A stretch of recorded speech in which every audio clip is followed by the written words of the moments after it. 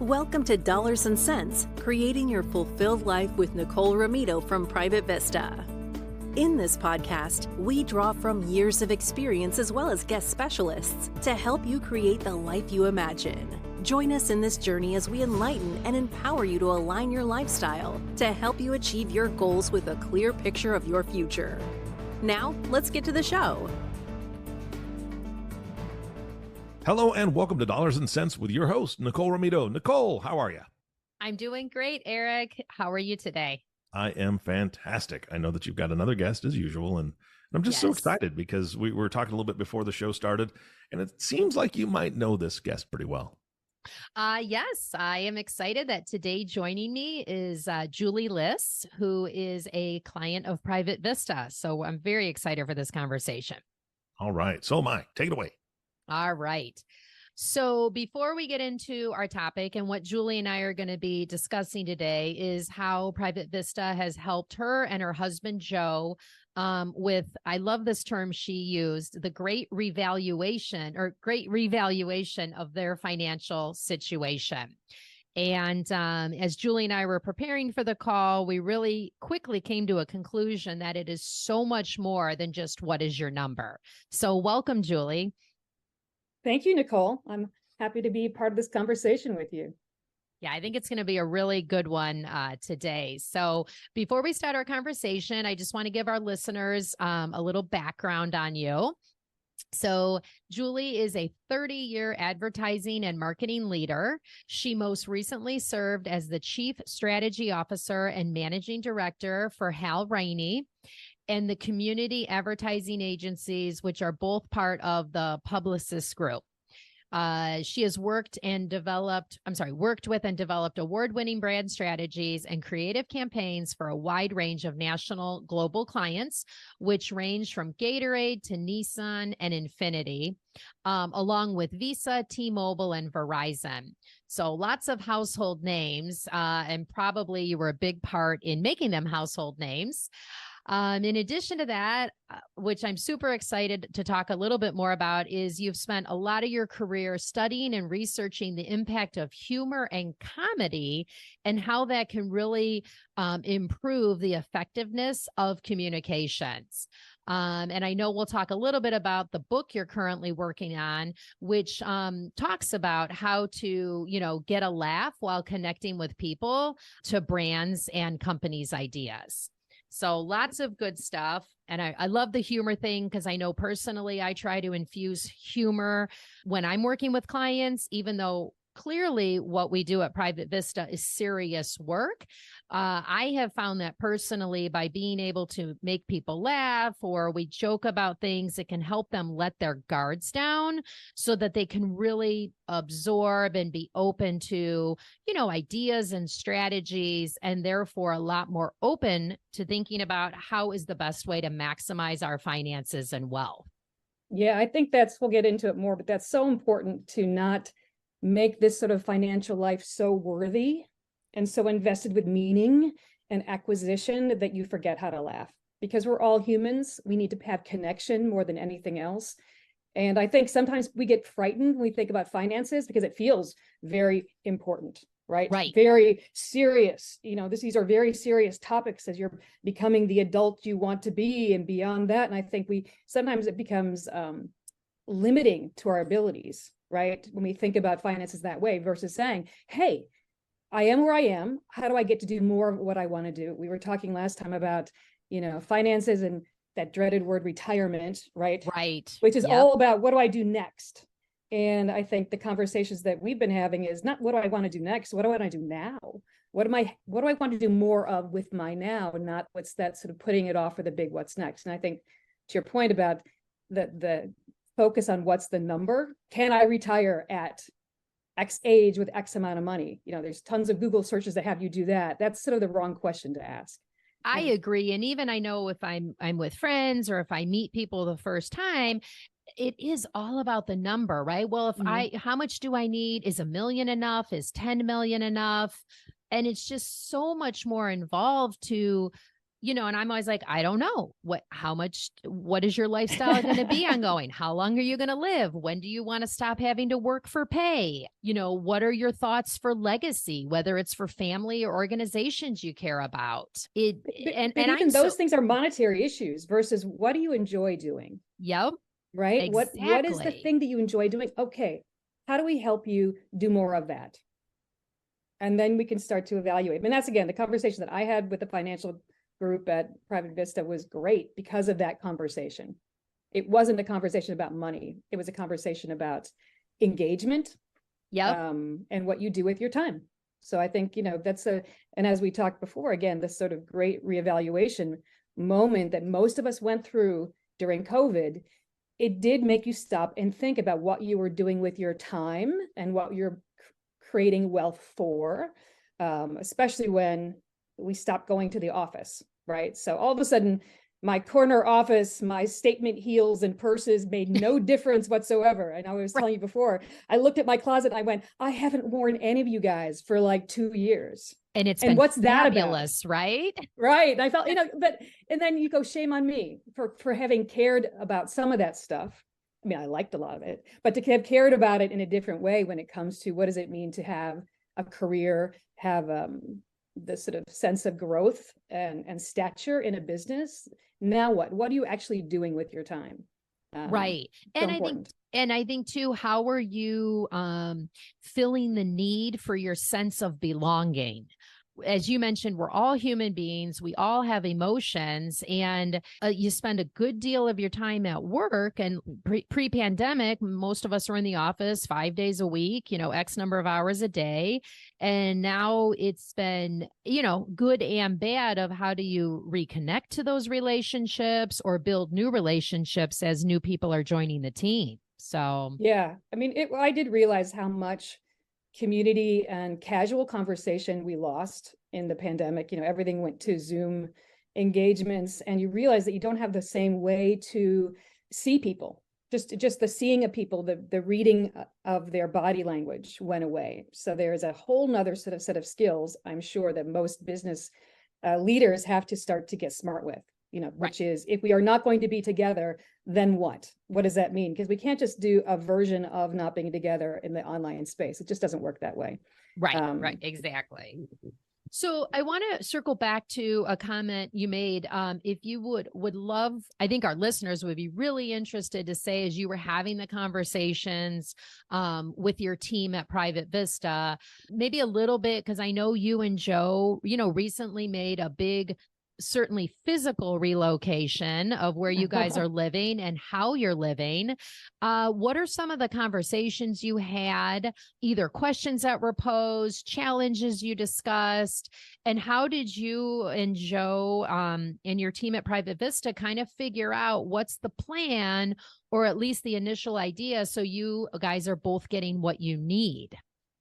Yeah, I mean, I think part of it was, like I said, the moment in time where I started looking at, okay, we've accrued some wealth, and looking at what we were doing. Again, the COVID situation sort of forced the conversation upon us, which is, okay, well, what do we want to be doing? Because again, we were both living for a while with our adult son in our big house in Oakland, California.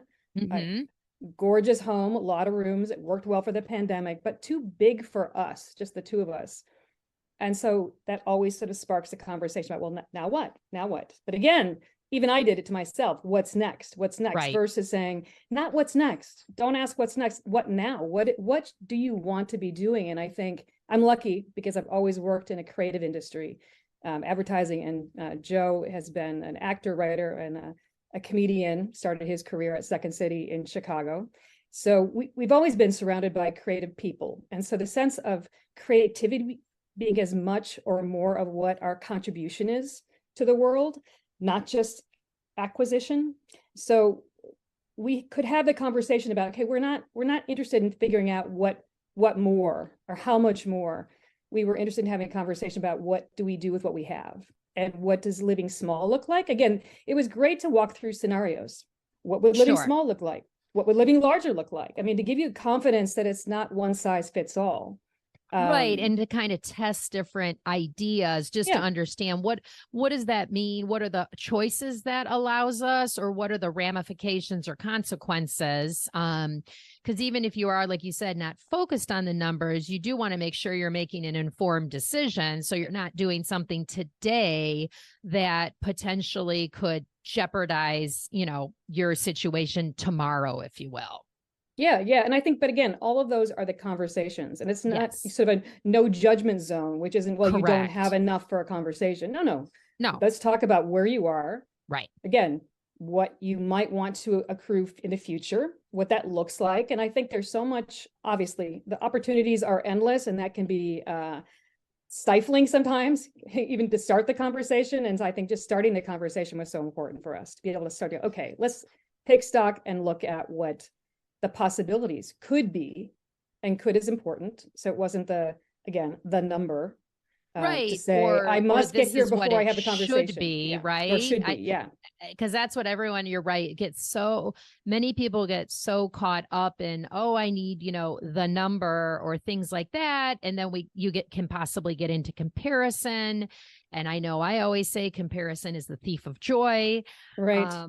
And it is just, it's really, I think it's really cool to be able to say, well, here's where we are today.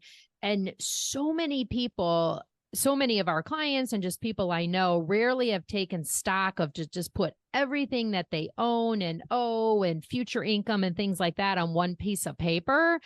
And that in itself can be overwhelming. It can be scary. It can be surprising in a good way. And I think that sets the base for then having those conversations of, like you said, what's the possibilities? What now? What next? And really just taking out that blank canvas and starting to kind of sketch in what your picture could look like. Yeah. And I think, not to repeat myself, but the notion of retiring, we see ourselves on sort of a timeline trajectory, which always has it going to acquire, and then some sort of retirement planning.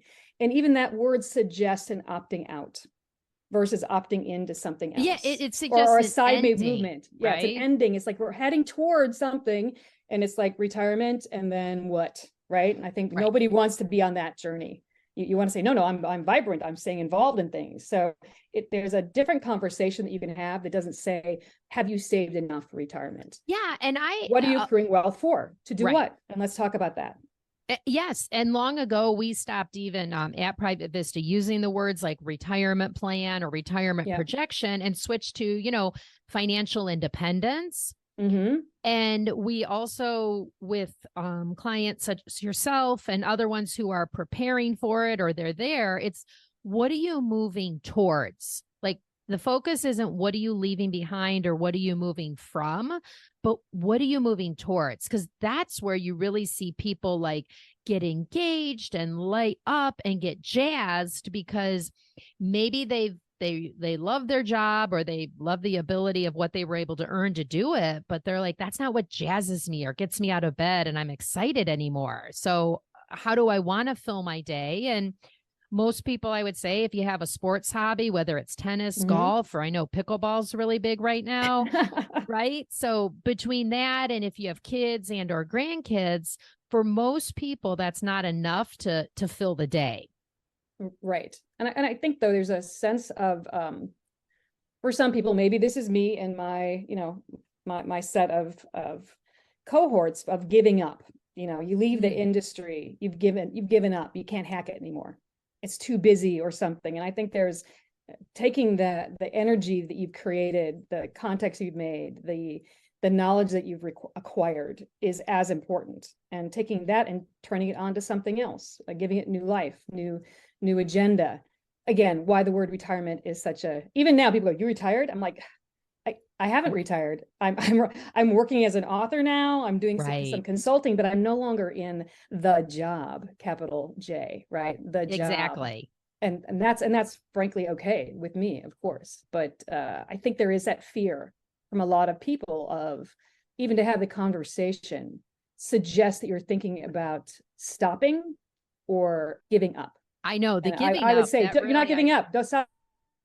you're giving into something else, something important. You can do everything that you want to do that's different, but it's hard to leave something.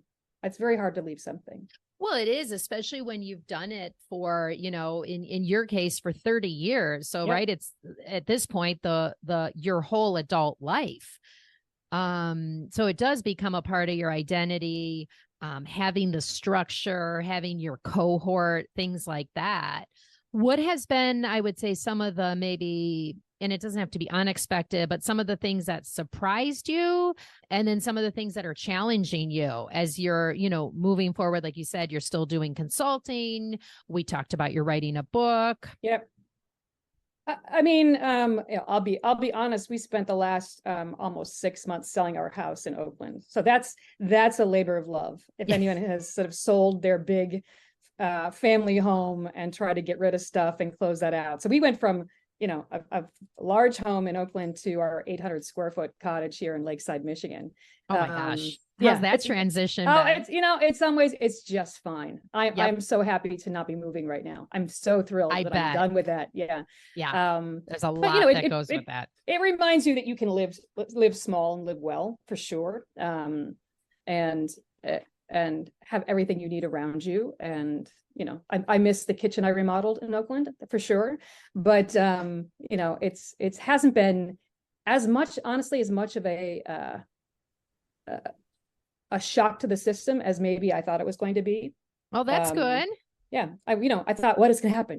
Maybe because I'm still staying involved and doing some consulting, the thing you said about a job giving you your working identity is your identity often. And so the joke is, who's going to ask my opinion on something? Right. Yes. Wait a minute. where is that, they will listen to me kind of feeling. And my husband, they laughs need me. They need me. Where's that? Where's the sense of my smarts showing up? But I think that's why, for me, the decision was to give myself a new job before I left. I didn't just leave something.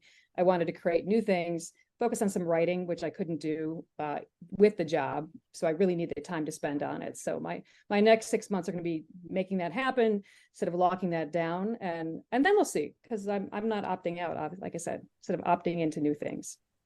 Yeah, which is exciting. Can be liberating.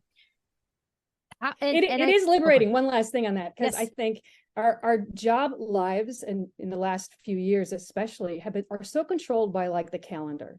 Yes. The meeting calendar, and sort of being scheduled by some sentient god of the calendar that would just show up on your phone, on your computer, that you had to take part of in half-hour increments. And so there is something really liberating about not having the calendar sort of control my life. I so look forward to that day, because as you know, we work in teams here. And so I'm not only am I putting things on my schedule, but then all of a sudden I'll be like, oh, great, I have the afternoon open tomorrow, so I can do some marketing or thinking strategically, or just having some open time. So I have a couple hours to focus on something, or not focus at all and just see what creative ideas come. But then, I get up in the morning and I'm like, oh, okay, now I have 3 meetings scheduled. And I've gotten better about it. I'll block out, no meetings on certain days or things like that, because you have to have not only the time to do the work, but the time just to be able to kind of let your mind flow and see what creative idea pops in, and then running with it. I read an interesting article about the difference between manager time and creator time, which was exactly that manager time thinks you can do everything in 15 and 30-minute increments over the course of the day. But we know that's not true, because creator time needs a big block. You need 3 hours, 4 hours to get things done. And I do think the tyranny of the automatic scheduler, because you had your open afternoon and somebody went, oh, she's free. Right. I'll just plunk a half-hour meeting right in the middle of that big open block.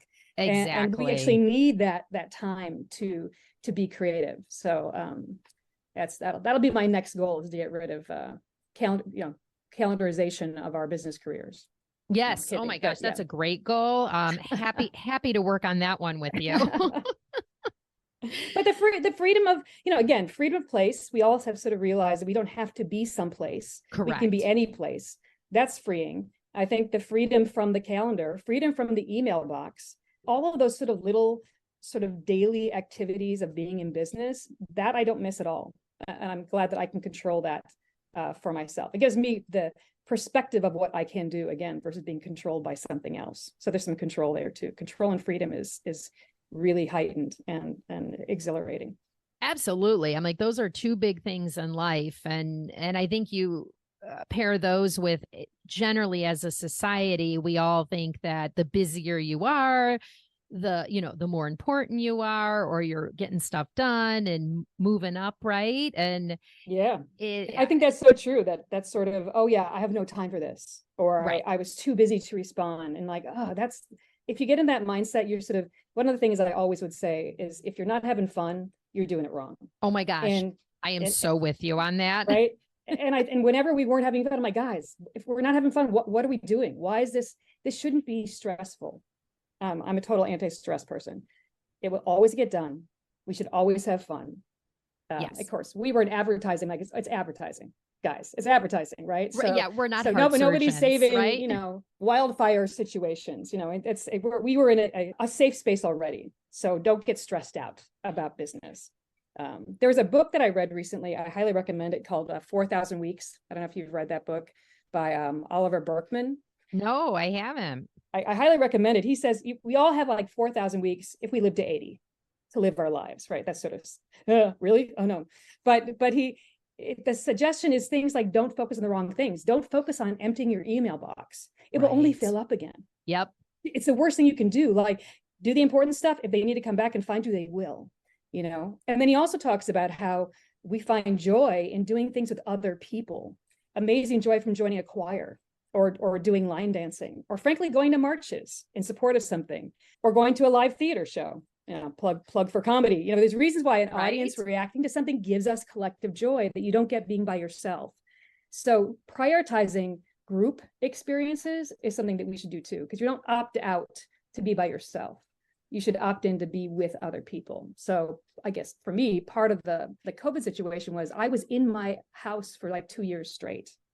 And that on its own was like, I have to find a way to be with other people, to get out.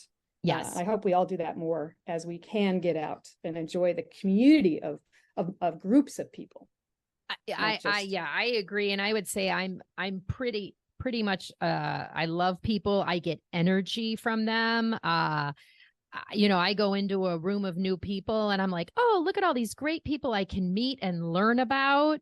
I know for many people, they would look at that and be very drained.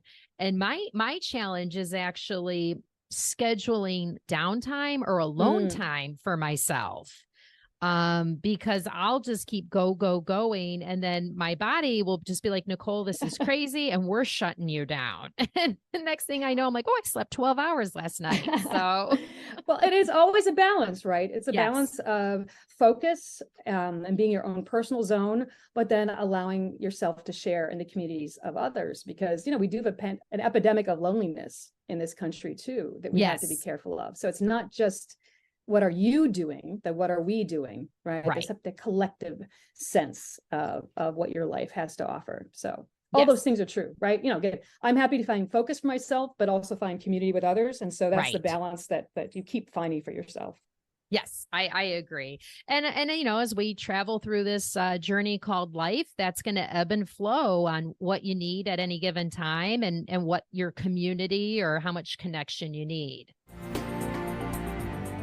Hey, pardon the interruption. I know you are listening to Dollars and Cents, Creating Your Fulfilled Life with Nicole Romito, and we're happy you're here. If you have any questions, please head over to myprivatevista.com or the show notes to find out how to reach us. We'd love to hear from you. Yeah. Well, I hope you're not hearing my cat is meowing at me right now. Speaking of community, the community of the animals. I was like, does your cat want to chime in on maybe it's like, hey, I need some community time right now. Yeah, she does. Yeah.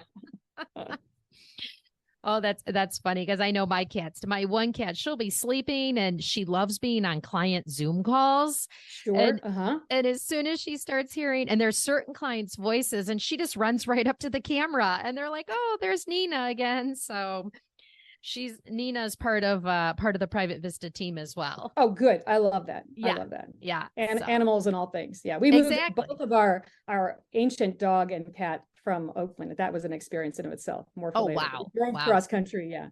Yeah. With the cat in the co-pilot seat and the dog in the back of the car. So. Oh, that sounds like that could be a book on its own right there. Yeah, it was. Yeah. Travels with Ozzy. Our golden doodle. Yeah. He's 16. So he was not loving it. We'll say that, but he's now living his best life here. His private vista. His private vista in Lakeside. Yes.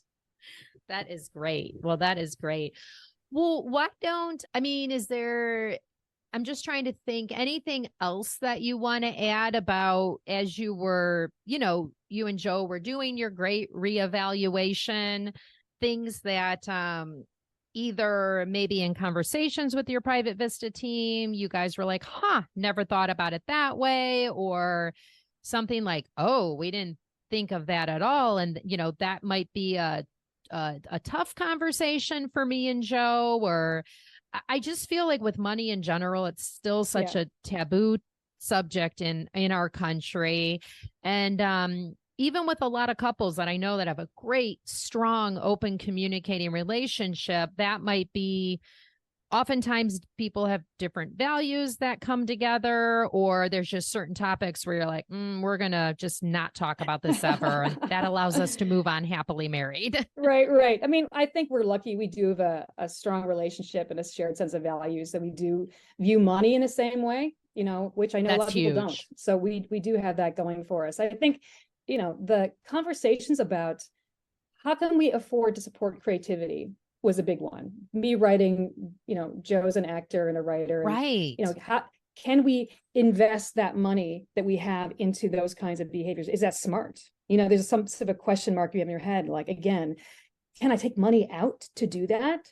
You do feel like it should all be in the bank or in the accrual machine, right? Yeah. The compounding interest machine. You can't, touch it. And I think there's a fear of suggesting that you even maybe want to take money out of that. And is that am I being, stupid's a strong word, flighty with it, again, I don't know, like some sort of like, that's again, a non-serious investor strategy.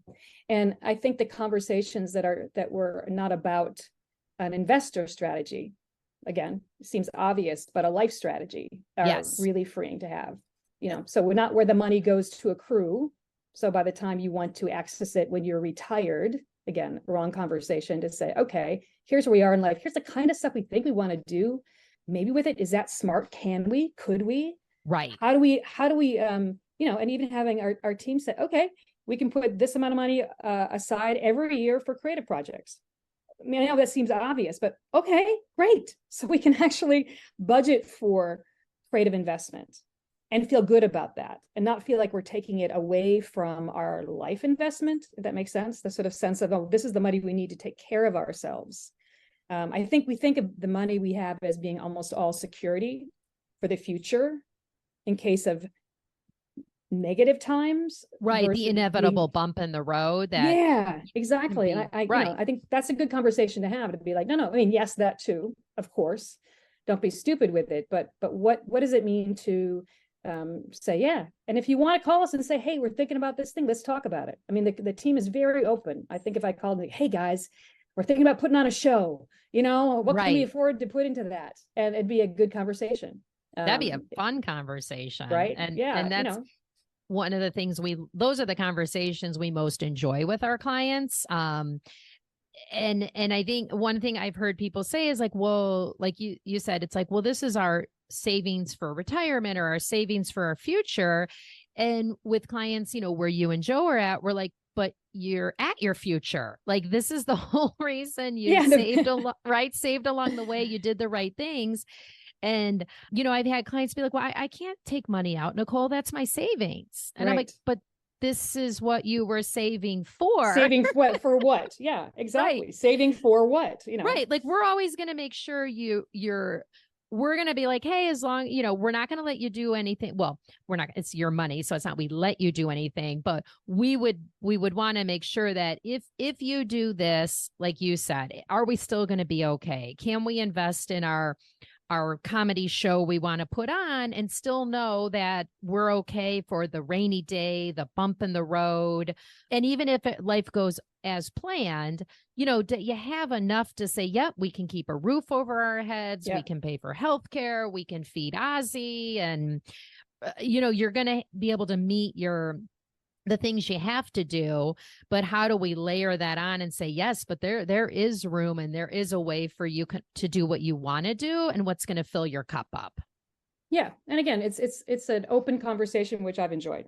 So the conversations are not, it's not like I have to be afraid of broaching a conversation. Right. It's like, hey, I'm thinking about this, or I'm thinking about, if we did this, how much more consulting money might I have to bring in if I want to do that? Okay, so let's have the conversation of the ebb and flow of finances.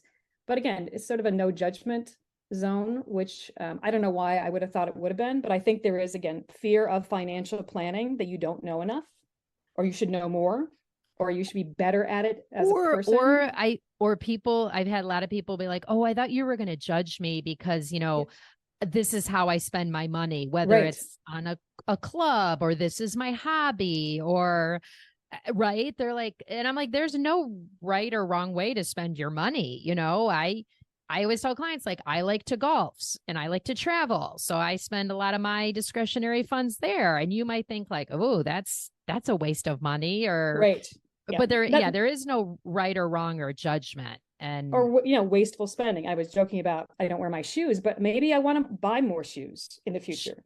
Right. That will be okay too. Exactly. Well, great. Well, I could sit here and talk with you all day.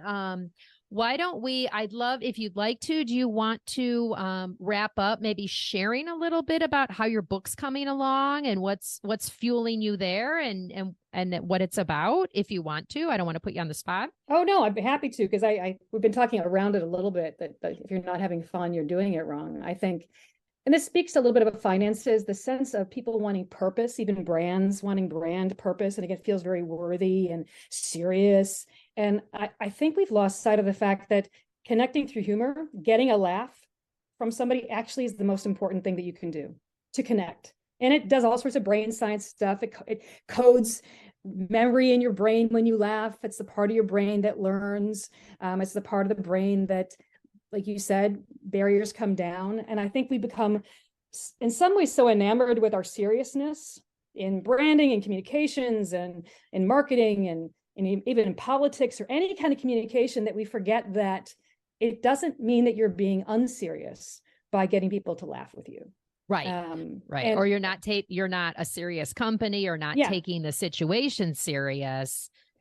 And I think there's a fear of it. There's a fear that somehow, because people think of comedy as being about stand-up, which feels like it can be negative or evil or mean-spirited. But there's lots of ways to get a laugh. So anyway, just going through the process of sort of documenting where and how, and I think it'd be so wonderful if people focused on getting a laugh as a way to connect with people. And that really is what we need to make it work. And brands and companies and people are more effective when they can get people to laugh with them, not at them. Correct. Or laughing at other people. I mean, but it really is almost the only thing you need to do. And I think we could save ourselves some time and effort by focusing there and getting out of this desire to create purpose with a big P, the sort of, we must be important. Right. In a serious way, in an adult way, that comedy is for children and for youth. And once you've aged out of that, you should be serious. And that's the only way to make sure that people take you seriously and respect you. And I think there's a misunderstanding of what it takes to be effective and to, make friends and influence people, right? But also, I was just going to say, to be effective and to authentically or genuinely connect with others. Yeah.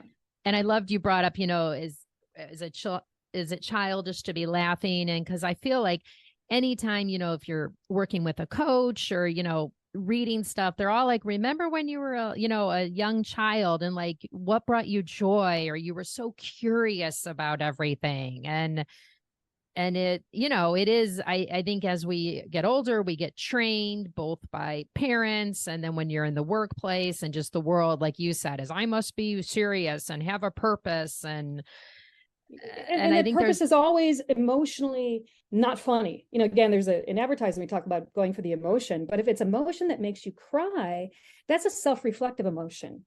An emotion that makes you laugh is a connected emotion, a learning emotion. Oh, so I love that. Specifically for marketing, for branding, for communications of any kind, we don't mean don't be emotive, but don't focus on the wrong kind of emotion. Really engage people with, with a way that makes them laugh. And again, you are happier, you are more willing to give your money to somebody who makes you laugh, to be perfectly transactional about it, right? You are more willing to want to spend time with somebody that makes you laugh. So it's not a small thing.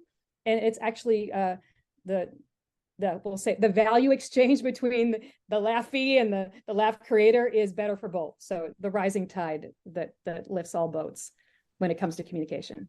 Yeah, I agree. And definitely I know that's how I go through life, and it's served me well thus far. And it just makes it more fun to be able to connect with people in that way. Yeah. So again, you're not having fun, you're doing it wrong. So I wrote that down because I'm like, I love that. Well, great. Well, again, thank you so much for your time. Appreciate you sharing a little bit about, you and your husband Joe's journey. So thank you for being so open with me and our listeners. One thing that before we wrap up here, as I ask all of my guests, is, if you could live anywhere in the world, no type of constraints, financial or, needing to be near someone for whatever reason, where would you most want to live and why? It's hard to pick a place. Again, I would love to live in multiple places. I love to travel too, but nice. The rules are, a vibrant city, within walking distance of like coffee, a cocktail, and a theater or something, so just like be in the middle of things that allows you to have conversation and community. But within walking is important to me. I love to walk. So I'm the same way. Yep. I live in downtown Chicago and love being able to walk everywhere. Yeah. So we're looking right now in Chicago or New York. Our son Jacob is living in Vienna right now. He's been there for 2-3 years. So who knows? Maybe our journey will be in multiple places. We don't have to pick a place. No, so. I agree. And I think at least for now, that's how I envision kind of like what I would be moving towards is maybe have a small home base somewhere and then just be traveling around to different parts of the world and visiting friends and family. So I think variety is the spice of life. So I agree. And not to be like, we did the big house and now I'm happy to not have to be tied to the big house too. Like it really small, can be it can really anchor you and you don't even realize it. I know, just aside to all you people who are looking to buy big houses, be aware of the extra costs attached to it. Yeah. There's always something that we didn't learn going into it. What? And that. No, I'm teasing, but it's, it's nice to not be anchored. Again, the notion of freedom, we talked about just freedom from time, from place, and the control that you have over what you want to do. That's to us, that's what wealth gives you. So, to focus on those things is so important. Yes. I agree. It definitely provides you with a lot of choices and opportunities and freedom. And those are all good things in my book. Yes, they are all good things. They're great things. Yes. Yes. Well, thank you again for your time. I really appreciate it. And I've enjoyed our conversation today. Yeah. Thank you, Nicole. It's been fun. Julie, this has been fantastic. It was such a pleasure meeting you and hearing what your passions are. And I'm so glad that you're a guest on the show. And Nicole, something that the audience doesn't yet at this point, but this is my last show. And I have been so blessed to be with you on this journey, just the beginnings of your podcasting career, and helping the audience understand what it is like to follow your passions and find your own private vista. We've talked off air before, but for the listening audience, my wife and I used to work for an organization called Boys Town in Nebraska, raising at-risk youth. We did that for about 12 years, raised 68 kids. And just like every other company out there having a hard time finding folks, Boys Town reached out to us and asked us to come back as family teachers. So we have made that decision to do that. And there will be another gentleman on the show, introing and outroing the show for Nicole in the future. But Nicole, I want to thank you so much for just allowing me to learn a ton from you and learn from all the guests that you've brought on the show. Well, Eric, thank you. I appreciate your kind words. And I feel like first of all, I'm going to miss you greatly. I'm super excited for the reason why you're leaving us. I think the future boys that you're going to be, having a positive impact on. So they're very fortunate to have you and your wife. But I just want to thank you because I think this podcast has really gotten to the level that it has. And I know I've grown and learned so much from you and your ongoing support. So thank you. And I will miss you greatly. I appreciate it. I will miss you as well. If you're curious, watch the Boys Town movie from, I think, 1938. Mickey Rooney and Spencer Tracy. That is where we're going to be. And it's a pretty amazing place and it's fun. Nice. So I thank you for the kind words. And yes, Nicole, I've told you this before. There's a spot at my table. It's about 14 feet long and it's going to be full of kids, but please come over for dinner whenever you're ready, whenever you find yourself in Nebraska. You got it. It's a deal. Perfect. Thank you so much. And of course, our last thank yous for you, listening audience. Thank you so much for tuning in and listening to the Dollars and Cents podcast with Nicole Romito. If you have not subscribed to the podcast yet, please click the subscribe now button below. This way, when Nicole comes out with a new podcast, it'll show up directly on your listening device. And we humbly ask that you share this podcast, rate it, and leave a review, as this actually does help others find the show. Again, thank you so much for listening today. For everyone at Private Vista, this is Eric Johnson reminding you to live your best day every day. And we'll see you next time. Thank you for listening to the Dollars and Cents Creating Your Fulfilled Life with Nicole Romito, sponsored by Private Vista. Visit our website at www.myprivatevista.com or give us a call at 312-831-4370. And don't forget to click the follow button to be notified when new episodes become available. Private Vista is a group comprised of investment professionals registered with Hightower Advisors, LLC, an SEC-registered investment advisor. Advisory services are offered through Hightower Advisors, LLC. This is not an offer to buy or sell securities. No investment process is free of risk, and there is no guarantee that the investment process or the investment opportunities referenced herein will be profitable. Past performance is neither indicative nor a guarantee of future results. The investment opportunities referenced herein may not be suitable for all investors. All data or other information referenced herein is from sources believed to be reliable. Any opinions, news, research, analyses, prices, or other data or information contained in this presentation is provided as general market commentary and does not constitute investment advice. Private Vista and Hightower Advisors, LLC, or any of its affiliates make no representations or warranties expressed or implied as to the accuracy or completeness of the information or for statements or errors or omissions, or results obtained from the use of this information. Private Vista and Hightower Advisors, LLC assume no liability for action made or taken in reliance on or relating in any way to this information. The information is provided as of the date referenced. Such data and other information are subject to changes without notice. This was created for informational purposes only. The opinions expressed herein are solely those of the authors and do not represent those of Hightower Advisors, LLC, or any of its affiliates.